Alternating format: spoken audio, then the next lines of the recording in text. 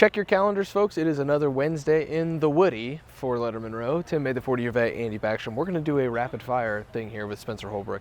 Lettermen Row practice report. Tim, Ryan Day was asked about the Purdue sign sharing apparent scandal. That's not really a scandal. And Ryan Day said that they took everything through compliance, made sure that everything was done by the book, and did nothing of the sorts that's being accused of them. Everything was legal that they did, whatever they did do, and then he declined to comment further on that. Yeah. I thought that was very noteworthy. He was emphatic about it. We are going to be quick with this, but also we need to talk about it because now Ohio State's been dragged into the Connor Stallions mud. Again. So Ryan Day, very emphatically, like you said, refuting reports that they did anything wrong. He said they did everything by the book and with compliance, and I want to make sure that that is crystal clear here on the practice report. You know what's interesting about this whole scenario is what's being sort of outed as the last several weeks have gone on is that teams, coaches occasionally, whoever you want to assign as the agent of that, have forever talked with friends at other schools after playing a team. Yeah. Coaches from other schools have gone up to players after games and said, hey, we want to tell you, of course we wouldn't tell you before the game, but this was a big tell for you. Just watching video, you can pick up so many things about the way a football team plays, about the way individual players play, etc. That's what's being outed here. The bottom line that Michigan is trying to, well, not Michigan, but people around Michigan are trying to run this magic act where look at this hand, don't look at this hand. Exactly.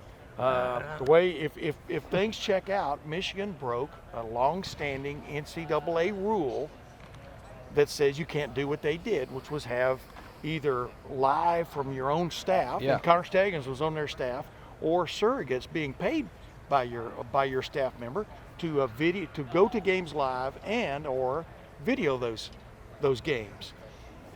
End of story. Yeah. They're going to be penalized for that because everybody, number one, steals signs.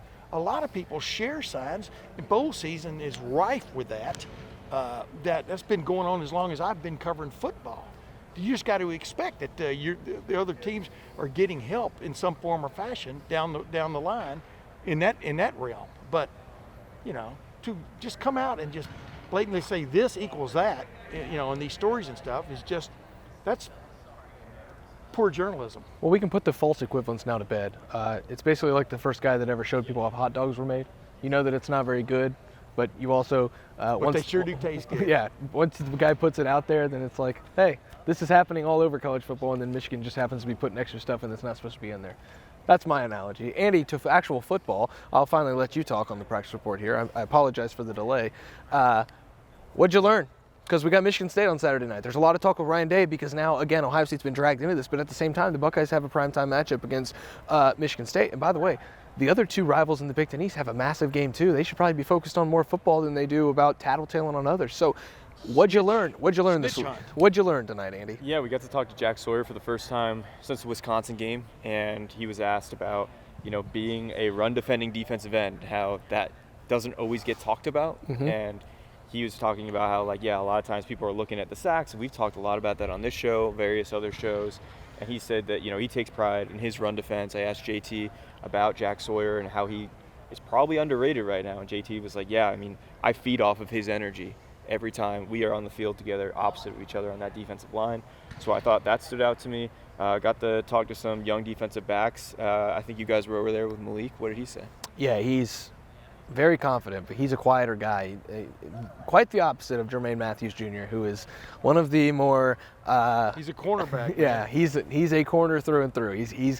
He's got a mouth, and he's not afraid to use it on the field and off the field. He's really fun to talk to. Got to talk to him a little bit even after his interview.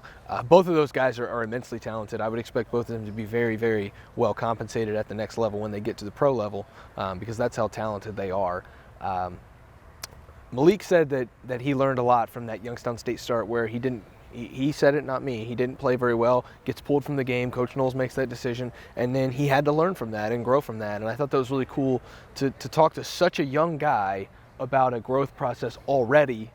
And in a couple years, you're going to look back at that Youngstown State game and the lessons learned between Youngstown State and Rutgers and remember that as like the turning point for Malik Hartford. I think it's already a really cool story, and it's only going to get better because I'll probably keep those quotes in my phone for 2 years, and when he's becoming an NFL draft pick, kind of pull those things back out and say, hey, remember this. So it was a really cool moment to talk to Malik Hartford tonight. Tim, what'd you learn today other than the sign stuff? Because, I'll let you talk about the actual football as well. Yeah, I don't really care about the sign stuff anymore. I just want to know what the punishment's going to be at the end of the week for Michigan. A stern talking to. Or if there is going to be any. Yeah, I mean, nothing's in stone, definitely at this point. And anyway, Patrick Gerd, covered his dad. I had to bite my lip when Jim Knowles was talking about Tommy Eichenberg maybe not being able to play with one arm, but he probably could. But I remember watching Andy Gerd, Patrick Gerd's dad, play linebacker at Ohio State when he had a bad shoulder situation. But he went out there, the way I remember it, with his arm almost basically taped to his side so he wouldn't hurt it anymore, and played live linebacker in games. That's how kind of like the cupboard was bare back in those days, in a lot of respects for his football team in the first couple of years under John Cooper, and they got it going. But he reminds me of his dad in so many ways, except he's a little bit bigger than him. He's got a great personality. He is the right guy at the right time from a depth situation for this tight end room, which played without Cade Stover last week. And he's a guy that shows, man, you can walk on, be a preferred walk-on somewhere, and dreams can come true for you. But his dream is really just starting, because now he's played like anybody who's just played, like Malik Hartford. He wants to play more, right? And that stood out to me, that little conversation. Yeah, Andy's going to have a really good story about Patrick Gerd later on here in the week for LettermenRow.com. Go get all that coverage. There goes that story idea. Go get that coverage for $1 for your first month. That gets you through the Michigan game, the Big Ten championship game, and the college football playoff announcement. It almost gets you up to National Signing Day, but by the time you're done with the month, you're going to want in for the National Signing Day coverage as well, I promise. A lot of football to be played left, but there's also a lot of Michigan talk already as far as like what you have to do before the game.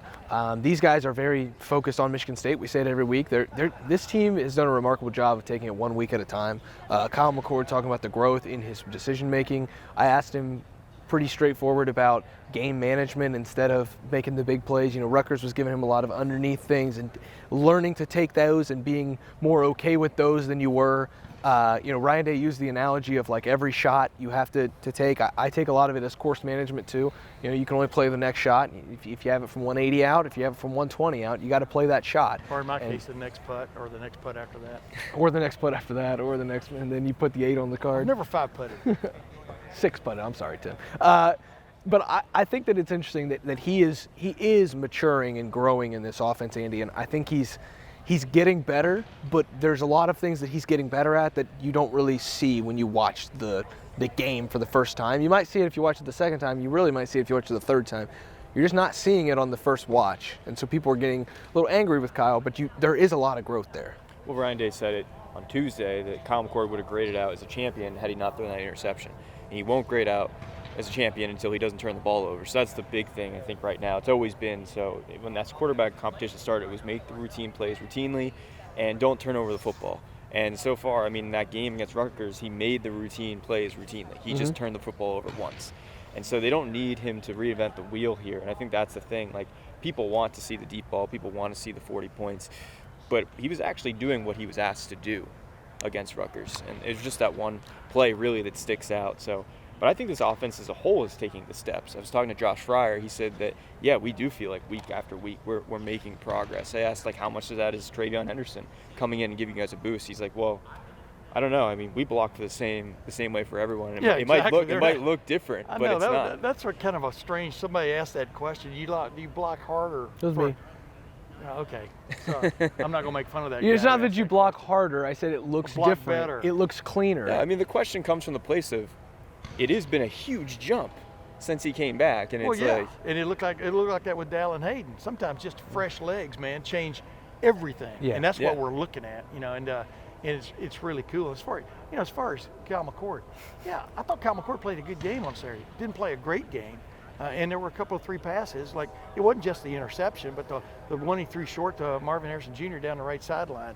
I can name you a couple of more. I won't get into all that, but if he ever just gets into it and just, he's just on it from the get-go, I'm telling you, this offense is going to go places. And whether or not it's fair to judge it, whether it's gone places against Michigan State and then maybe next week against Minnesota, that's for us to say after those games are over. But we know the big test is coming at the end of the month. There's no denying that. And you want him feeling as confident as possible going into that game. Well, if you'd like a serum for struggling offense, I think Michigan State is the perfect antidote for the Buckeyes. Yeah, that's what Nebraska thought.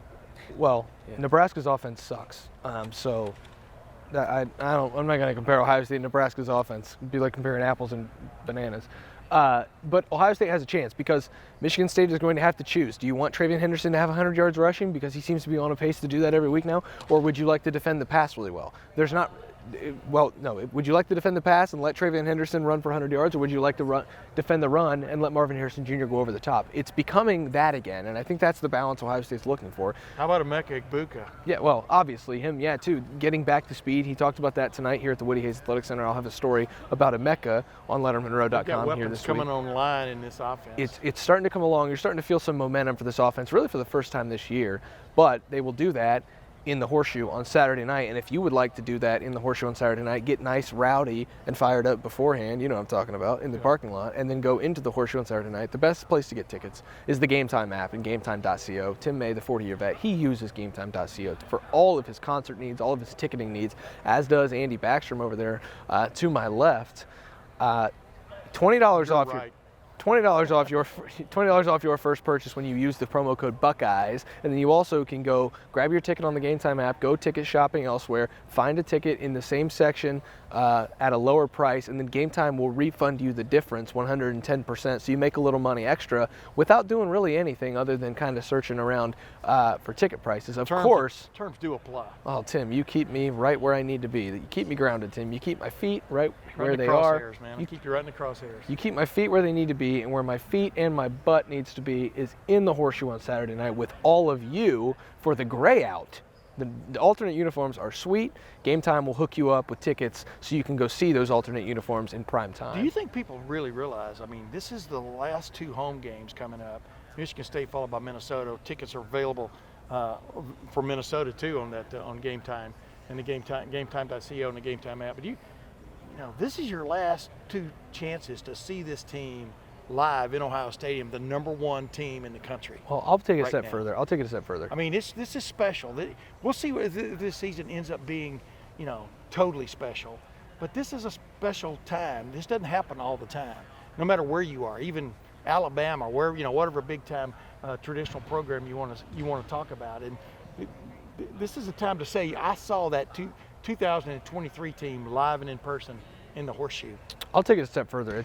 It's one of the last two times to go see, in my opinion, and a lot of people are probably going to fight me in the comments, one of the 5 to 10 best players in Ohio State football history. He's right behind me on the Monarch machine. Yeah, so always. Yeah, so Marvin Harrison Jr. is going to be in the Horseshoe 2 more times, Andy.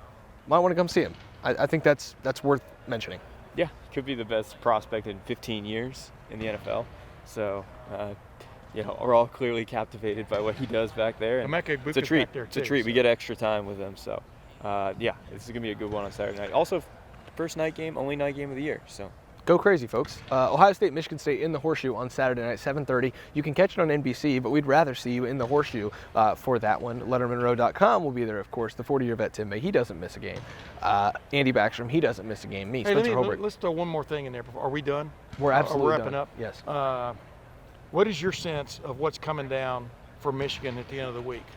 What is your sense of it? Nothing. What is your sense of it? Slap on the wrist. What is a slap on the wrist? I think that Harbaugh will be suspended a few games, and that's not a slap on the wrist. Well, he's already been suspended a few games this year for another reason. Yeah, but I think if you get suspended in this kind of realm, you might not be able to be in the building. You know what I mean? I'm curious because I don't know. Tony Petitti can go any kind of way in this situation, and but I hope it doesn't slide as okay, don't do it again, because that is not sufficient. That's my take. The National Collegiate Athletic Association will not be as nice as Tony Petitti. That's all. Yeah, but I that's will going say. to be down the line. Yes. Yeah. I do think that will be much more harsh punishment. Well, yeah, but who cares? This is the season. It's happened this season. It's happened during this season. There's video proof of it. There's financial proof of it. Something needs to be done this season. We'll see what happens. get that coverage at lettermenrow.com. $1 for your first month. Ryan Day says he didn't do anything wrong. They ran everything through compliance, and that's that. So Ohio State moves on to Michigan State. Michigan moves on to more interviews with NCAA investigators. We'll see you guys over at lettermenrow.com. For Andy Backstrom, for the 40-year vet Tim May, I'm Spencer Holbrook. Thanks for watching. Thanks for listening. Hit the subscribe underneath, and we'll see you over at lettermenrow.com.